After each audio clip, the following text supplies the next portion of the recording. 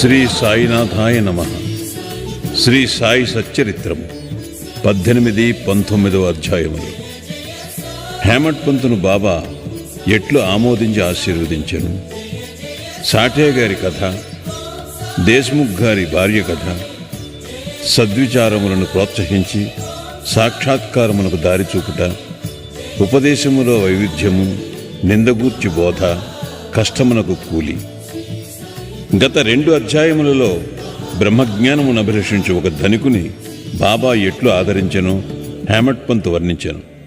రాబో 2 అధ్యాయములలో హేమట్ పంతును బాబా ఎట్లు ఆమోదించి ఆశీర్వదించెనో, బాబా ఎట్లు తమ భక్తులలో మంచి ఆలోచనలు ప్రేరేపించి మోక్షమునకు మార్గము చూపుచుండెనో, ఆత్మోన్నతి గూర్చి, పరనిందా వాక్యములు గూర్చి, ఇతరుల కష్టములకు ఇవ్వవలసిన ప్రతిఫలమును గూర్చి బాబా వారి ప్రబోధములెట్టివో వర్ణింతుము. ప్రస్తావన: సద్గురువు మొట్టమొదట తన శిష్యుల యోగ్యతను కనిపెట్టి వారి మనస్సు కలత చెందకుండా తగిన బోధ చేసి తుదకు వారి లక్ష్యమైన ఆత్మసాక్షాత్కారమునకు దారి చూపునన్న విషయము అందరికీ తెలిసినదే. ఈ విషయములో సద్గురువు బోధించిన దానిని ఇతరులకు వెల్లడి చేయరాదని కొందరనిదరు. అట్లు గురువు బోధించిన దానిని వెల్లడి చేసినచో ఆ బోధలు నిష్ప్రయోజనములగునని వారి ఆలోచన. ఇది సరి అయినది కాదు. సద్గురువు వర్షాకాలపు మేఘము వంటివారు. వారు తమ అమృతతుల్యములైన బోధనలను పుష్కలముగా విశాల ప్రదేశములందు కురిపించెదరు. వానిని మనం అనుభవించి హృదయమునకు తృప్తికరముగా జీర్ణించుకుని పిమ్మట నిస్సంకోచముగా ఇతరుల మేలు కొరకు వెల్లడి చేయవలెను. ఇది వారు మన జాగ్రత్తావస్థలోనే కాక స్వప్నావస్థలో కూడా తెలియజేయ విషయములకు వర్తించును.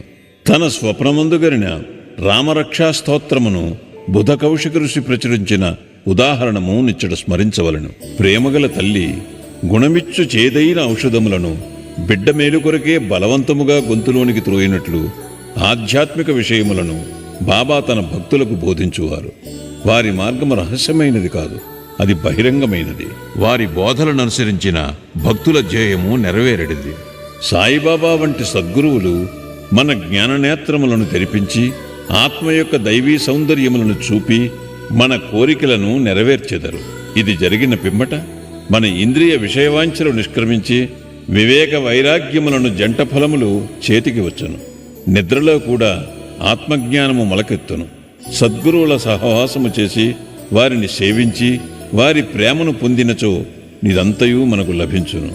భక్తుల కోరికలు నెరవేర్చు భగవంతుడు మనకు తోడ్పడి మన కష్టములను బాధలను తొలగించి మనలను సంతోషపెట్టును. ఈ అభివృద్ధి పూర్తిగా సద్గురుని సహాయము వలననే జరుగును. సద్గురువును భగవంతుని వలె కొలువవలెను. కాబట్టి మనము సద్గురువును వెతకవలెను, వారి కథలను వినవలెను, వారి పాదములకు సాష్టాంగ నమస్కారము చేసి వారి సేవ చేయవలెను. ఇక ఈ అధ్యాయములోని ముఖ్య కథను ప్రారంభించదము. సాఠే అనున్నతుడు ఒకప్పుడు మిక్కిలి పలుకుబడి కలిగియుండెను. కాలాంతరమున వ్యాపారములో చాలా నష్టము పొందెను. అంతేకాక మరికొన్ని సమస్యలు అతనిని చీకాకుపరిచెను. అందుచేనతడు విచారగ్రస్తుడయ్యను, విరక్తి చెందెను. మనస్సు చెడి చెంచలమగుటుచే ఇల్లు విడిచి చాలా దూరము పోవాలననుకొనెను. మానవుడు సాధారణముగా భగవంతుని గూర్చి చింతించడు గాని కష్టములు, నష్టములు, దుఃఖములు చుట్టుకొనినప్పుడు భగవంతుని ధ్యానము చేసి విముక్తి పొందుటకు ప్రార్థించెను. వాని పాపకర్మలు ముగియవేళకు భగవంతుడు వానికొక యోగీశ్వరునితో కలుసుకొనుట సంభవింపచేయును. వారు తగిన సలహానిచ్చి వాని క్షేమమును చూచెదరు. సాఠే గారికి కూడా అట్టి అనుభవము కలిగెను. అతని స్నేహితులు షిరిడీకి వెళ్లమని సలహా ఇచ్చిరి. అచ్చట సాయిబాబాను దర్శించి అనేక మంది శాంతి పొందుచుండెరి. వారి కోరికలు కూడా నెరవేరుచుండెను. సాఠే గారికి ఇది నచ్చెను. వెంటనే 1917వ సంవత్సరంలో షిరిడీకి వచ్చాను. అచ్చట శాశ్వత బ్రహ్మవలే స్వయం ప్రకాశుడై నిర్మలుడు శుద్ధ స్వరూపుడునగు సాయిబాబాను చూచిన వెంటనే అతనికి మనశ్చాంచల్యము తగ్గిపోయి శాంతి కలిగెను. వాని పూర్వజన్మ పుణ్యము వలన బాబా యొక్క పవిత్రమైన పాదసేవ లభించెను. అతడు గొప్ప మనోబలము గలవాడుకుటచే వెంటనే గురుచరిత్రము పారాయణము మొదలుపెట్టాను. 7 రోజులలో చరిత్ర చదువుట పూర్తి కాగానే బాబా ఆనాడు రాత్రి అతనికొక దృష్టాంతమును చూపాను. అది ఇట్లుండెను. బాబా గురుచరిత్రము చేతిలో పట్టుకొని దానిలోని విషయములను ఎదుట కూర్చున్న సాఠేకు బోధించుచున్నట్లు అతను దానిని శ్రద్ధగా వినుచున్నట్లు చూపాను. సాఠే నిద్ర నుంచి లేచిన వెంటనే కలను జ్ఞాపకముంచుకొనెను. మిగులు సంతోషించాను. అజ్ఞానమనే నిద్రలో గుర్రు పెట్టి నిద్రపోవచ్చున్న తన వంటి వారిని లేపి గురుచరితామృతమును రుచిచూపుట బాబా యొక్క దయార్థ హృదయమే కదా అనుకొనెను. ఆ మరుసటి దినము ఆ దృశ్యమును కాకాసాహెబ్ దీక్షితుకు తెలియజేసి దాని భావమేమైయుండునో సాయిబాబాను అడిగి తెలుసుకునమనెను. 1 సప్తాహము చాలునో లేక ఇంకొక సప్తాహము పారాయణము చేయవలెనో కనుగొనమనెను. కాకాసాహెబ్ సమయము చూచి బాబాను ఇట్లడిగాను. ఓ దేవా, ఈ దృశ్యము వలన సాఠేకు ఏమని చెప్ప నిశ్చయించితివి? అతడు ఊరుకొనవలెనా లేక ఇంకొక సప్తాహము పారాయణము చేయవలెనా? అతడు అమాయక భక్తుడు. అతని కోరిక నెరవేరవలను. అతనికి దృష్టాంతమును బోధించవలను. వానిని ఆశీర్వదింపుడు అనెను. అందుకు బాబా, అతడు గురుచరిత్రం ఇంకొక సప్తాహము పారాయణ చేయవలను. ఆ గ్రంథమునే జాగ్రత్తగా పఠించినచో అతడు పావనుడగును, మేలు పొందగలడు. భగవంతుడు ప్రీతి చెంది వానిని ప్రపంచబంధముల నుండి తప్పించును అనెను. ఆ సమయమున హేమాడ్ పంత్ అచ్చట ఉండి బాబా కాళ్ళు నొత్తుచుండెను. బాబా పలుకులు విని అతడు తన మనస్సులో ఇట్లనుకొనెను. సాఠే 1 వారమే పారాయణ చేసి ఫలితమును పొందెనా? నేను 40 సంవత్సరముల నుంచి పారాయణ చేయుచున్నాను, కానీ నాకు ఫలితం లేదు కదా. అతడిక్కడ 7 దినములు మాత్రమే నివసించాను. నేను 7 సంవత్సరముల నుంచి ఉన్నాను. నా ప్రయత్నములు నిష్ఫలమా ఏమి? చాతకపక్షి మేఘము నుంచి పొడు నీటి బిందువునికై కనిపెట్టుకుని ఉన్నట్లు నేను కూడా బాబా తమ దయామృతమును నాపై వర్షించెదరని, వారి బోధనలచే నన్ను ఆశీర్వదించెదరని కనిపెట్టుకుని ఉన్నాను. ఈ ఆలోచన వాని మనస్సులో మెదిలిన వెంటనే బాబా దానిని గ్రహించెను. భక్తుల మనస్సులలో నుండి ఆలోచనలన్నీ బాబా గ్రహించెడివారు. అంతేకాక చెడ్డ ఆలోచనలను అణచుచు మంచి ఆలోచనలను ప్రోత్సహించువారు. హేమాడ్ పంత్ మనస్సును కనిపెట్టి బాబా వానిని వెంటనే లేపి శ్యామా వద్దకు పోయి అతని వద్ద 15 రూపాయలు దక్షిణ తీసుకుని అతనితో కొంతసేపు మాట్లాడిన పిమ్మట రమ్మనెను. బాబా మనస్సున కారుణ్యోదయమయ్యను. కాన వారిట్లా ఆజ్ఞాపించిరి. బాబా ఆజ్ఞను జవదాటగల వారెవరు? హేమాడ్ పంత్ వెంటనే మసీదు విడిచి శ్యామా గృహమునకు పోయాను. అప్పుడే అతడు స్నానము చేసి దోవది కట్టుకుని చుండెను. అతడు బయటకు వచ్చి హేమాడ్ పంతునిట్లడిగెను. మధ్యాహ్నహారతి సమయమందు మీరిక్కడ ఎలయున్నారు? మీరు మసీదు నుండి వచ్చిచున్నట్లున్నదే. మీరేల చిగాకుతో చంచలముగనున్నారు? మీరొంటరిగా వచ్చినారేలా? కొంతసేపు కూర్చొని విశ్రాంతి చెందుడు. నా పూజను ముగించుకుని వచ్చేదను. ఈలోగా తాంబూలము వేసుకునుడు. పిమ్మట ఆనందముగా కొంతసేపు కూర్చొని మాట్లాడుకునేదము. ఇట్లనుచూ అతడు లోనికి పోయాను. హేమాడ్ పంత్ ముందర వసారాలో కూర్చొనెను. కిటికీలో ఏకనాథ భాగవతమును ప్రసిద్ధ మరాఠీ గ్రంథముండెను. ఇది భాగవతములోని 11వ స్కంధమునకు ఏకనాథుడు వ్రాసిన వ్యాఖ్యానము. సాయిబాబా సిఫార్సు చేయుటచే బాపూసాహెబ్ దీక్షిత్ శ్రీకృష్ణునకు అర్జునునకు జరిగిన సంభాషణ రూపమైన భగవద్గీత, దాని మరాఠీ వ్యాఖ్యానమైన భావార్థ దీపిక జ్ఞానేశ్వరి, శ్రీకృష్ణునకు అతని సేవకుడుకు ఉద్ధవునకు జరిగిన సంభాషణ రూపమైన ఏకనాథ భాగవతము మరియు భావార్థ రామాయణమును నిత్యము సిరిడీలో చదువుచుండేవారు. భక్తులు వచ్చి బాబాను ఏదైనా ప్రశ్నలు వేసినప్పుడు బాబా కొంతవరకు జవాబిచ్చి అటుపైన వారిని ఆ గ్రంథముల పారాయణమును వినుమని పంపుచుండెను. ఈ గ్రంథములే భాగవత ధర్మములోని ముఖ్య గ్రంథములు. భక్తులు బాబా ఆజ్ఞానుసారము ఆ సత్సంగములకు పోయి ఆ గ్రంథములు వినినప్పుడు వారి ప్రశ్నలకు సంతృప్తికరమైన సమాధానములు లభించుచుండెను. హేమాడ్ పంత్ కూడా నిత్యము ఏకనాథ భాగవతమును పారాయణము చేయువాడు. హేమాడ్ పంత్ ఆ దినము తాను నిత్యము చదువు గ్రంథభాగము పూర్తి చేయకయే కొందరు భక్తులతో కలిసి మసీదుకు పోయాను. శ్యామ ఇంటి కిటికీలోనున్న ఏకనాథ భాగవతము తీయగా తానానాడు పూర్తి చేయని భాగము వద్దనే పుస్తకము తెరుచుకొనెను. తన నిత్యపారాయణము పూర్తి చేయుటకే కాబోలు బాబా తన నచ్చటకు పంపినని హేమాడ్ పంత్ అనుకునెను. వెంటనే తన నిత్యపారాయణమును పూర్తి చేశాను. పిమ్మట శ్యామ తన పూజను ముగించి బయటికి వచ్చాను. వారిరువురికి ఈ దిగువ సంభాషణ జరిగాను. హేమాడ్ పంత్: నేను బాబా వద్ద నుండి ఒక కబురు తీసుకుని వచ్చినాను. బాబా నీ వద్ద నుండి 15 రూపాయలు దక్షిణ తీసుకుని రమ్మని నన్ను ఆజ్ఞాపించి ఉన్నారు. అంతేకాదు, కొంతసేపు నీతో కూర్చుని మాట్లాడిన పిమ్మట మసీదుకు రమ్మని చెప్పిరి. శ్యామ ఆశ్చర్యముతో, నా వద్ద డబ్బు లేదు, నా 15 సాష్టాంగ నమస్కారములు పైకమునకు బదులుగా బాబాకు సమర్పింపు. హేమాడ్ పంత్, సరే, నీ నమస్కారములు ఆమోదించబడెను. మనము కూర్చుని కొంతసేపు మాట్లాడుకునేదేము. మన పాపములను నశింపచేయనట్టి బాబా లీలలను కథలను చెప్పము. శ్యామ, అయితే కొంతసేపు కూర్చునము. ఈ బాబా లీలలు మిక్కిలి ఆశ్చర్యకరమైనవని నీకిదివరకే తెలియను. నేను పల్లెటూరివాడను, నీవా చదువుకున్న పట్టణవాసివి. నీవిక్కడికి వచ్చిన తరువాత కొన్ని లీలలను చూచియే ఎందువు.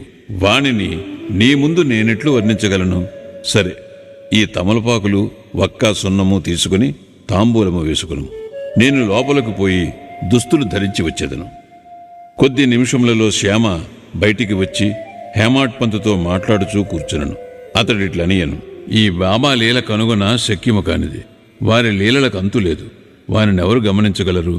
వారి లీలలతో వినోదించున్నట్లు పడినను వారు వాని నంటినట్లు కనిపించరు.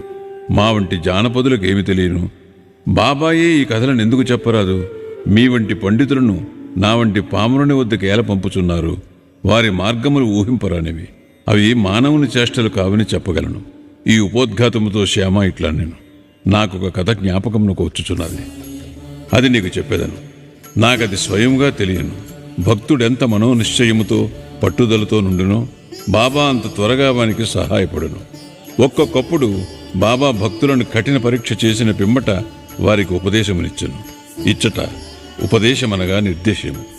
ఉపదేశమున మాట విన్నతోడనే హేమాడ్ పంత్ మనస్సులో ఒక స్మృతి తళుక్కుమనను. వెంటనే సాఠే గారి గురుచరిత్ర పారాయణము జ్ఞప్తిగా వచ్చాను. తన మనస్సులకు శాంతి కలిగించు నిమిత్తము బాబా తన నచ్చటకు పంపియుండుననుకొనెను. అయినప్పటికీ ఈ భావం నడుచుకొని శ్యామా చెప్పు కథ వినుటకు సిద్ధపడెను. ఆ కథలన్నయు బాబాకు తన భక్తులందెట్టి దయాదాక్షిణ్యములు కలవో తెలుపును. వానిని వినగా హేమాడ్ పంతుకు ఒక విధమైన సంతోషము కలిగాను. శ్యామ ఈ దిగువ కథను చెప్పదొడంగాను. శ్రీమతి రాధాబాయి దేశ్ముఖ్. రాధాబాయి అను ఒక ముసలమ్మయుండెను. ఆమె కాశాబా దేశ్ముఖ్ గారి తల్లి. బాబా ప్రఖ్యాతి విని ఆమె సంగమనేరు గ్రామ ప్రజలతో కలిసి షిరిడీకి వచ్చాను.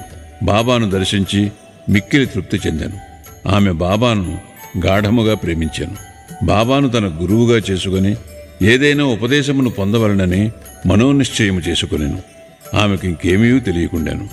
బాబా ఆమె సంకల్పమును ఆమోదించక తనకు మంత్రోపదేశము చేయనిచో ఉపవాసముండి చచ్చెదనని మనోనిశ్చయము చేసుకున్నాను. ఆమె తన బసలోనే ఉండి భోజనము నీరు మానివేశాను. అట్లు 3 రోజులు గడిచెను.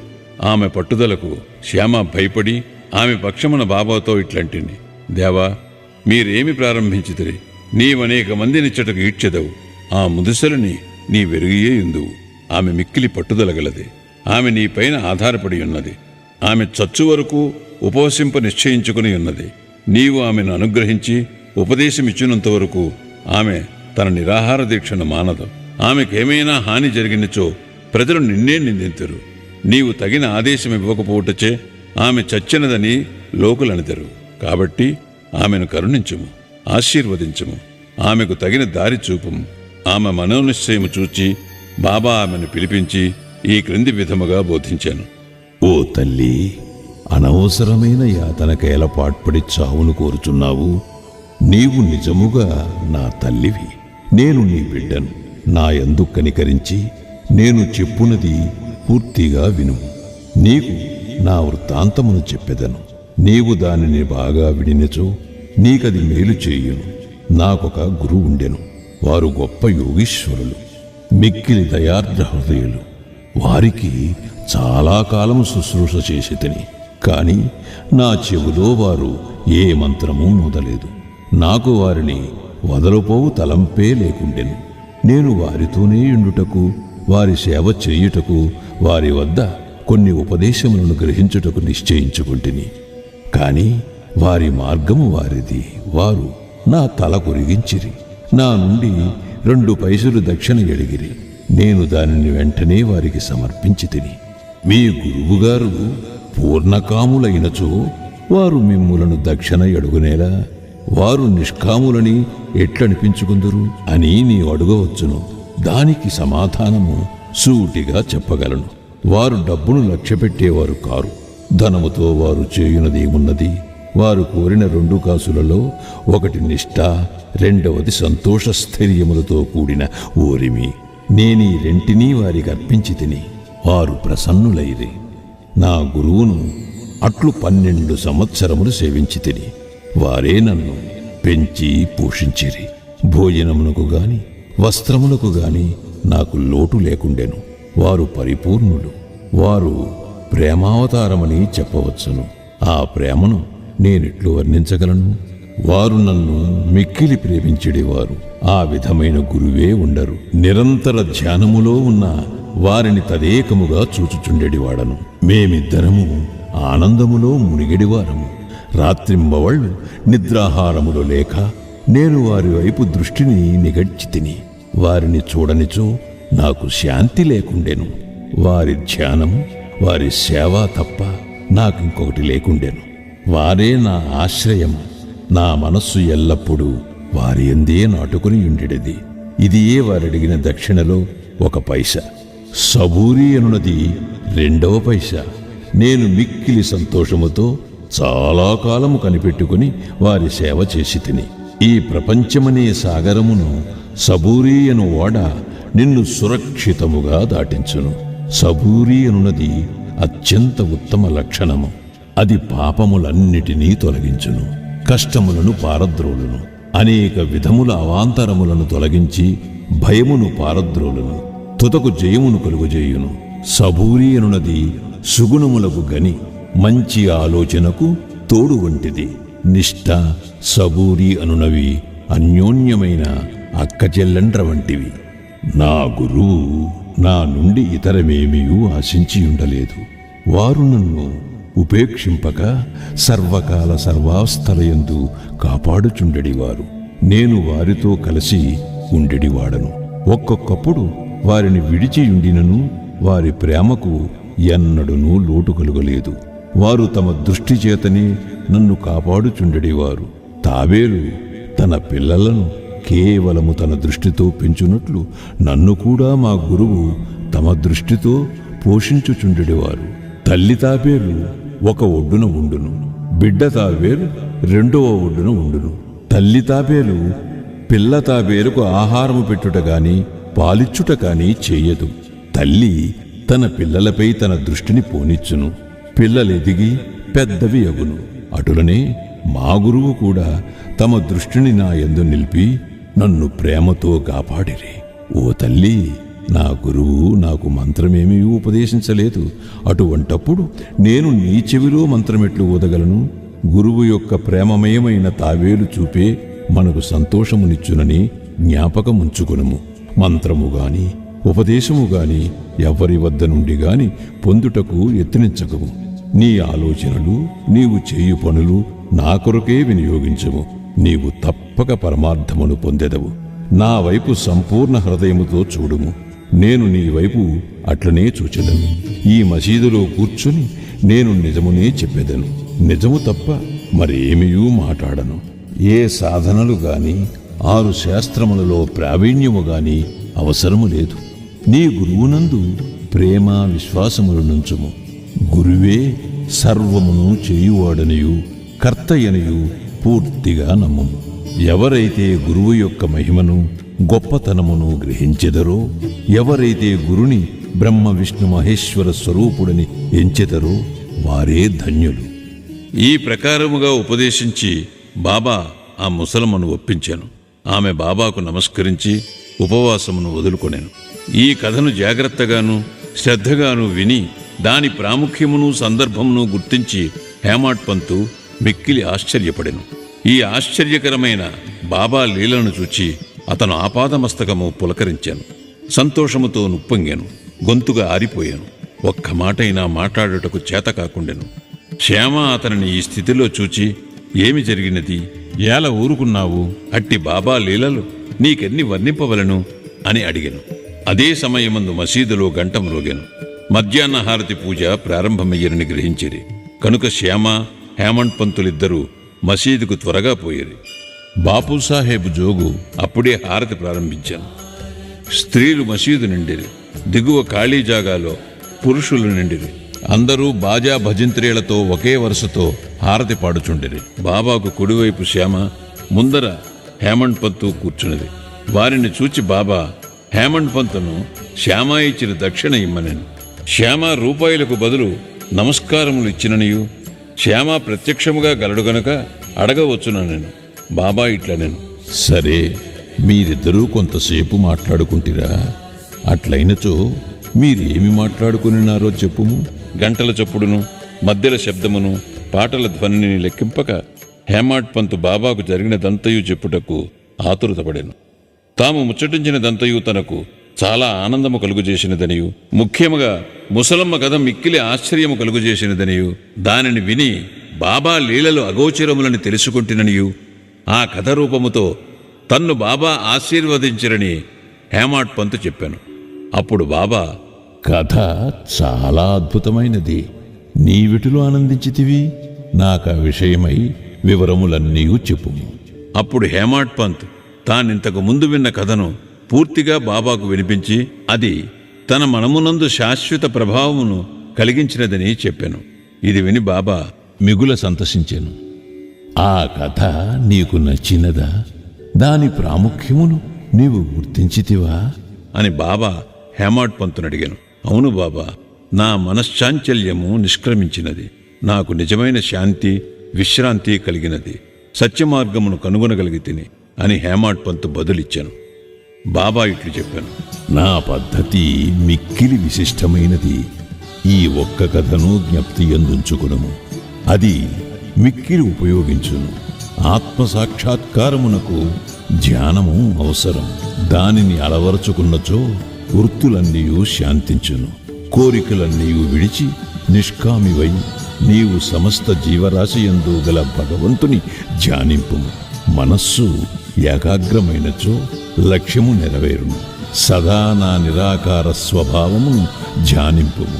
అదియే జ్ఞానస్వరూపము, చైతన్యము, ఆనందము. మీరిది చేయలేనిచో రాత్రింబగళ్ళు మీరు చూచుచున్న నా ఈ ఆకారమును ధ్యానింపుడు. అట్లు కొన్నాళ్లు చెయ్యగా మీ వృత్తులు కేంద్రీకృతమగును. ధ్యాత, ధ్యానము, ధ్యేయము అను మూడింటికి గల భేదము పోయి ధ్యానించువాడు చైతన్యముతో ఐక్యమై బ్రహ్మముతో అభిన్నమగును. తల్లి తాబేలు నదికి ఒక ఒడ్డున ఉండును, దాని పిల్లలు ఇంకొక ఒడ్డున ఉండును. తల్లివానికి పాలిచ్చుట కాని పొదుగుకొనుట కాని చెయ్యదు. దాని చూపు మాత్రమే వానికి జీవశక్తినిచ్చుచున్నది.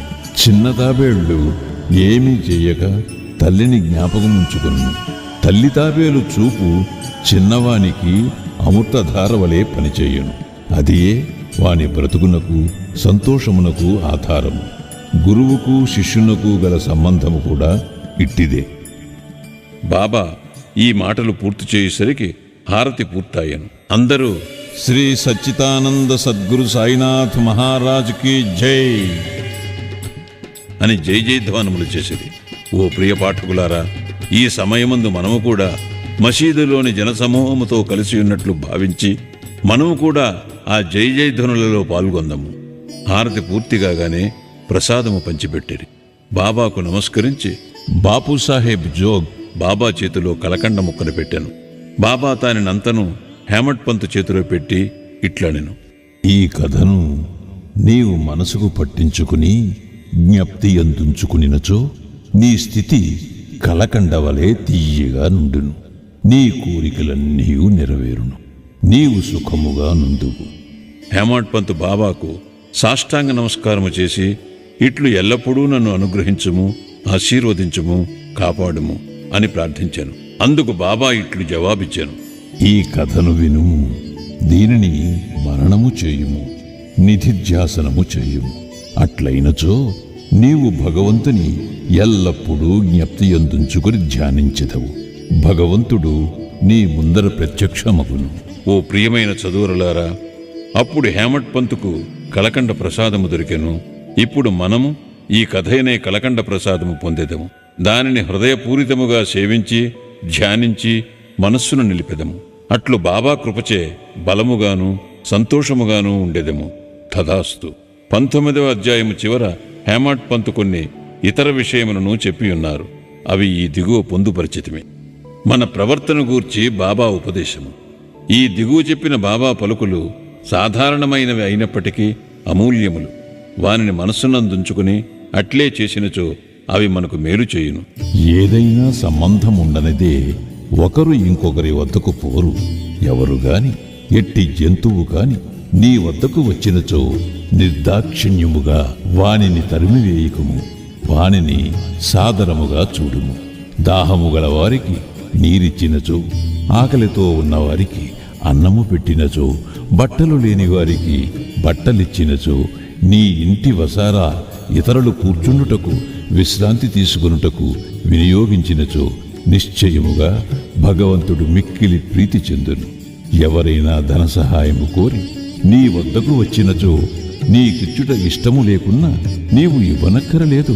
కాని వానిపై కుక్కవలే మొరగవద్దు. ఇతరులు నిన్నెంతగా నిందించినను నీవు కఠినముగా జవాబు నిప్పకు. అట్టి వానిని నీవెల్లప్పుడూ ఓర్చుకునినచో నిశ్చయముగా నీకు సంతోషము కలుగును. ప్రపంచము తలకిందులైనప్పటికీ నీవు చెలించకుము. నీవున్న చోటనే స్థైర్యముగా నిలచి నెమ్మదిగా నీ ముందర జరుగుతున్న నాటకమును చూచుచుండుము. నీకు నాకు మధ్యగల గోడను నిర్మూలించుము. అప్పుడు మనమిద్దరము కలిగి మార్గము ఏర్పడును. నాకు నీకు భేదము గలదనుటే భక్తుని గురువునకు దూరముగా నుంచుచున్నది. దానిని నశింపచేయనిచో మనకు ఐక్యత కలుగదు. అల్లా మాలిక్ భగవంతుడే సర్వాధికారి.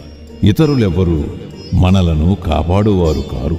భగవంతుని మార్గము అసామాన్యము, మిక్కిలి విలువైనది, కనుగొన వీలులేనిది. వారి ఇచ్ఛానుసారమే మనము నడిచెదము. మన కోరికలను వారు నెరవేర్చెదరు, మనకు దారి చూపెదరు. రుణానుబంధముచే మనమందరము కలిసితిమి. ఒకరికొకరు తోడ్పడి ప్రేమించి సుఖముగాను సంతోషముగాను ఉందుముగాక. ఎవరైతే తమ జీవిత పరమావధిని పొందెదరో వారు అమరులై సుఖముగా నుండెదరు. తక్కిన వారందరూ పేరునకే ఊపిరి సలుపు వరకు మాత్రమే బ్రతికెదరు. సద్విచారములను ప్రోత్సహించి సాక్షాత్కారమునకు దారి చూపుట. సాయిబాబా సద్విచారములను ఎట్లు ప్రోత్సహించుచుండెనో తెలుసుకొనుట మిగులు ఆసక్తికరముగా నుండును. భక్తి ప్రేమలతో వారికి సర్వస్వ శరణాగతి చేసినచో వారు నీకెట్లు పదే పదే సహాయపడదరో తెలియను. ప్రక్కనుంచి లేవగానే నీకేమైనా మంచి ఆలోచన కలిగినా దానిని తరువాత పగలంతయు వృద్ధి చేసినచో నీ మేధాశక్తి వృద్ధి పొందును, నీ మనస్సు శాంతి పొందును. హేమాడ్ పంత్ దీనికై ప్రయత్నించదలచను.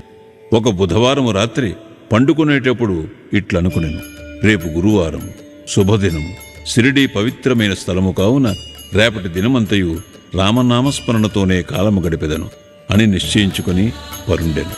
ఆ మరుసటి దినము లేవగానే రామనామము ప్రయత్నము లేకుండా జ్ఞప్తికి వచ్చాను. అతడు మిక్కిలి సంతసించాను. కాలకృత్యములు తీర్చుకుని పిమ్మట బాబాను చూచుటకు పువ్వులను తీసుకుని పోయాను.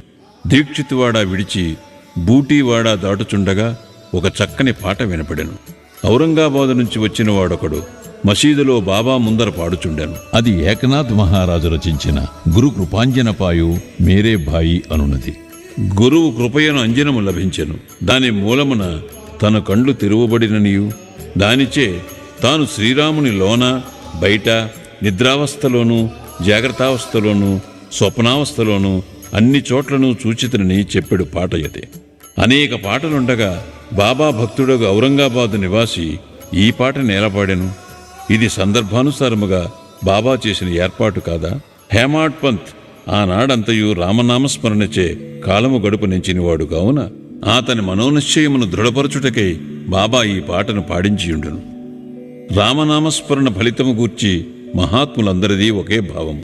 అది భక్తుల కోరికలు నెరవేర్చి వారిని కష్టముల నుండి కాపాడును. ఉపదేశములో వైవిధ్యము, నిందగూర్చి బోధ. శ్రీ సాయి బోధనకు ప్రత్యేక స్థలము గాని ప్రత్యేక సమయము గాని అక్కరలేదు. సందర్భ అవసరములను బట్టి వారి ప్రబోధము నిరంతరము జరుగుచుండెను. ఒకనాడు ఒక భక్తుడు ఇంకొక భక్తుని గూర్చి పరోక్షముగా ఇతరుల ముందు నిందించుచుండెను.